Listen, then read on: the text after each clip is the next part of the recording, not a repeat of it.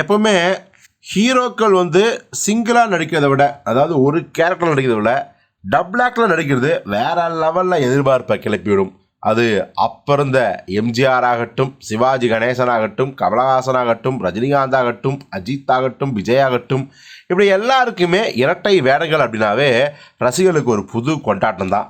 So கண்டிப்பாக இரட்டை வேடங்கள்னா ரெண்டு ஹீரோக்கள், ரெண்டு ஒரே ஹீரோக்கள், அவங்க டிஃப்ரென்ஷியேட் காட்டுவாங்க. ஸோ இந்த ஆள்மாறாட்ட கதை, இது மாதிரியான பல கதைகள் வந்து ரசிகர்களுக்கு வந்து எப்போவுமே சலிக்காத ஒன்று. ஸோ அதனால தான் இரட்டை வேடங்களாகவே இயல்பாகவே ஒரு எதிர்பார்ப்பு வந்து புகுந்துக்குது. ஸோ அப்படி எத்தனையோ பேர் இரட்டை வேடம் நடித்து மிகப்பெரிய பிளாக் பஸ்டர்ஸை கொடுத்துருக்காங்க.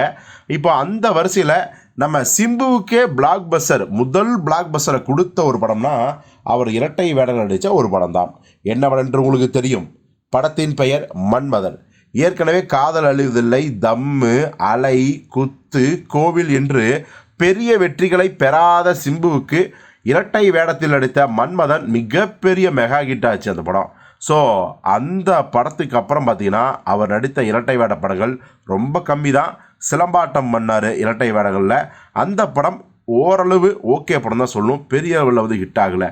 ஸோ இந்த நேரத்தில் பார்த்தீங்கன்னா சிம்பு அவர்கள் மீண்டும் இரட்டை வேடம் நடிக்கிறாரு. ஆனால் அது யாருடைய படம் அப்படிங்கும்போது தான் பயங்கரமான ஒரு சஸ்பென்ஸு, ஒரு என்ன சொல்கிறது, சர்ப்ரைஸு அப்படின்னே சொல்லலாம். வேறு யார் படம் இல்லை, இதே வெற்றிமாறன் படம் தான். ஏன்னா நமக்கே தெரியும் வெற்றிமாறன் நம்ம சிம்பு வச்சு வடசென்னை பேக்ட்ராப்பில் வந்து ஒரு படம் எடுக்க போகிறார் அப்படின்னு. நமக்கும் இன்னொரு விஷயம் தெரியும், வெற்றிமாறன் சும்மா அந்த இரட்டை வேடங்கள் அப்படி இப்படிலாம் வந்து சீன் காட்ட மாட்டாருப்பா, அவர் கதையெல்லாம் லைவாக இருக்கும் அப்படின்னு தான் சொல்லுவோம். பட் இந்த படத்தில் சிம்பு அவர்கள் இரட்டை வேடம் நடிக்கிறாராம். ஏன்னா லைவாக எடுக்கிற டைரக்டர்ஸ் யாரும் இரட்டை வேடங்கள் படம் பண்ணக்கூடாதுன்னு அவசியம் கிடையாது. ஏன்னா லைவாகவே இப்போ ஒரு நார்த் சென்னையில் ட்வின்ஸு பசங்க யாரும் கிடையாதா, இரட்டை சகோதரர்களும் கிடையாதா? ஸோ இந்த மாதிரியான விஷயங்கள் இருக்குது பார்த்தீங்களா. அதனால் வந்து இது சாதாரண விஷயம் தான்.